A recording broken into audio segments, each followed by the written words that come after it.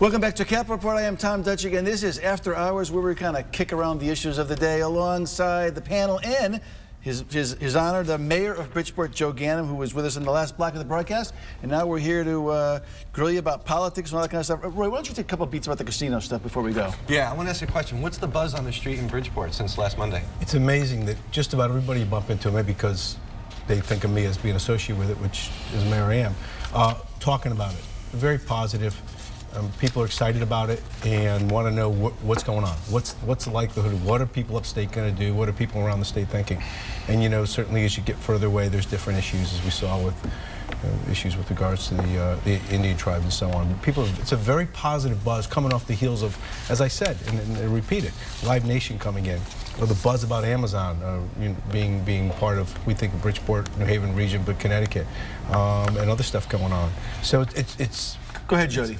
I'm just curious because, you know, back in the day, in my other life, I was a reporter, and we did stories about the eminent domain and the folks having to leave the area, and here we are some 20 years later, and still nothing has been built. So I feel like, you know, every time we get close enough to Steel Point having built and having something get done, it fails. Yeah, well, so how do you square that to people? You guys don't have the rights for the gaming. I think Andrew Doba brought up some great points, and I'm curious how that's all going to work out. No, it's interesting, the perspective. Actually, Bass Pro has been built there, and I certainly can't answer what happened 12 years when I wasn't around, but the land is occupied. This does not occupy the site where Steel Point is. It's actually next to it on what some people refer to as the old Cartech site. So the one question I asked, which I think your point is well made, is this going to slow down or impact now the renewed progress on Steel Point? And the answer is no. There's steel going up if you drive by there now. They are moving ahead with the second phase of that, which will be 200 units of waterfront market rate housing. They have done a $22 million bulkhead and are putting in over 200 boat slips. So that project is well underway as one of many that are going on in Bridgeport. So Joe, let's talk about the politics of this. In 95, it was killed in the Senate, and the Fairfield County legislators came in, they rolled in all the traffic studies, and there was a broad coalition of social interest groups that said that this was not good for Connecticut, and they killed it. So traffic's only gotten worse in Fairfield County. So talk about the politics of this, and how you get this actually through. The politics and rhetoric. The rhetoric about traffic is kind of a look at this, because traffic on I-95, we live it, is the rush hour in the morning going one way, of course, south, and in the afternoon or the evening hours, rush hour coming back. Casino traffic, and I'm sure they'll demonstrate this, is not a rush hour traffic issue. It's an off-hour traffic. Our biggest problems, and this is not to criticize DOT, is the lane reductions because of repairs. That's what's causing traffic in the off hours. So the traffic really isn't an issue. And whether I like it or not, I'm not a big gaming guy, you know, but the moral, I think, issue of should we expand gambling, quote unquote, I think is long past. That ship has sailed. I have a quick question that's not even related. So let me just say, it's two things, and I won't belabor the point. You can belabor it. No, it is jobs. At a time when we need jobs, when we're trying to be competitive, the examples that were mentioned before, and we can repeat them again, we're losing major companies and jobs and revenue. And the state is sitting there going, hey, wait a minute, guys, we're off about $2 billion a year for multiple years. This isn't going to solve the whole problem, but if they figure out how to make it work, if it brings in $50, $100 million more a year, and that pays for more teachers in schools or helps towns and cities and towns in the state, then it is part of the puzzle. Two questions. How fast, though, can you get this, let's just say, how fast can you get this thing sited, permitted, built, open? Because that gets to the whole issue of replacing the funding, even if you take the leap of faith on the, something can be done in the interim with I mean, I have my ideas, but I'm not quarterbacking it. I think what I've tried to say is we're going to do our part as the host community and someone who thinks that this is a good thing as far as job creation, tax-based growth for the state. Those are all good points. Have you ever heard of the Army Corps of Engineers? I mean, their projects that have been killed. I mean, look, I don't know the answer. This is not an Army Corps of Engineers. No, I know, but Chris, can I answer that question? So what makes this proposal different, and then I want to ask you a question about the politics of it. What makes this proposal different is that MGM has a signed agreement with the developer. They are contractually obligated to complete this facility in 30 months. Back to you for a question. Are you surprised that Mayor Harp from New Haven is supporting it? I think I'm very, I don't know if I'm surprised. They're doing a job training center in Connecticut, and it's going to be located in New Haven.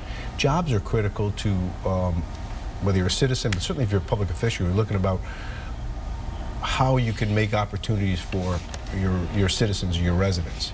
So Mayor Hart's been on the front of, hey, look, job creation. She's done some tremendous things in New Haven, and I think the stronger that we can create partnerships between our cities, whether it's Bridgeport, New Haven, or all of our cities and towns, the better off. So no, I wasn't surprised. So is the, New Haven happy. delegation, along with the Bridgeport delegation, prepared to hold up the budget to get this thing through? Well, I think the Bridgeport delegation has said clearly they're going to do everything they think is important, not just for the state of Connecticut, but to make sure that they can make the best, create the best opportunities for Bridgeport. Because there was some discussion, pictures of you in the paper standing by the House chamber as they're about to roll out $45 million for Hartford, and the conjecture was, you know, Mayor Ganim and the delegation sitting around going, well, what about Bridgeport, the city's largest city? And so that's what collapsed the last talks. One of the issues for us, and again, every city has a perspective, but that budget, as much as it goes a long way, and I think we need a budget, does not make Bridgeport whole in what we expected when the governor rolled out his budget. It's some $27 million short.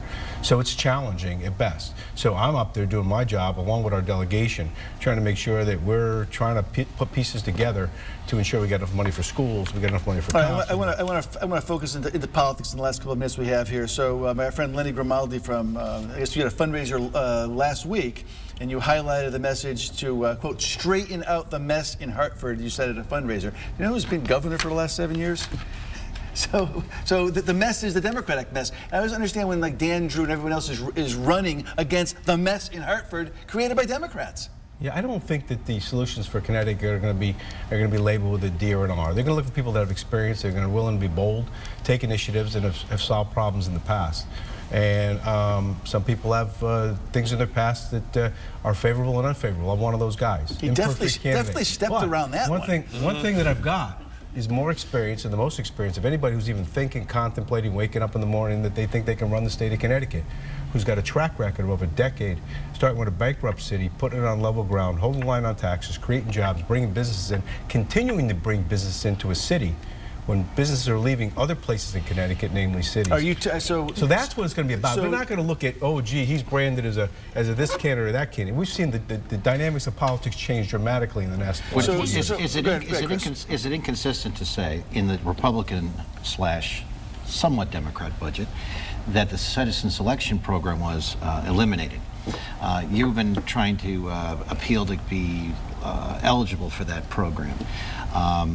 Assuming that stays that way, are you prepared to go the regular private donation route if you think that you have enough to pursue your campaign? 2 points. The second one I think is more important.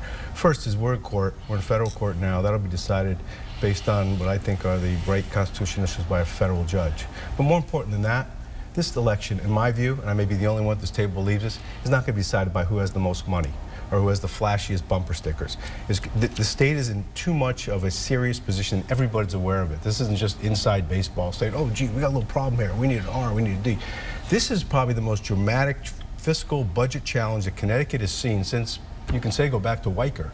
But that was resolved. Right now, we seem to be... That was his guy, not mine. We seem to be the complete impasse. That was child's play. Well, I think so this is a mess, and it's not going to be decided if you have 2 million, 3 million, or 1 question here. It's 70 years of not doing the right thing. But my question to you is, do you really think Connecticut is business friendly? Well, I think it needs to be more business friendly. That's my point. And some of the things that we need to do is change the dynamic so that GE doesn't move out. So when Aetna realizes not only should they stay here, they should be a bigger partner in Hartford and do more. And we've got to change, I think, on a statewide public sector side on what we're doing in conjunction with cities and towns. And I think there's ways to do that. Right. Some of the things that we've just announced in Bridgeport are examples of that. They're not the end all. We've got our challenges, but we're taking those challenges and creating these opportunities. We will have to leave it there. Many thanks to the Mayor of Bridgeport, Joe Ganim, for joining us. Thanks a lot. Thanks We'll see you next week.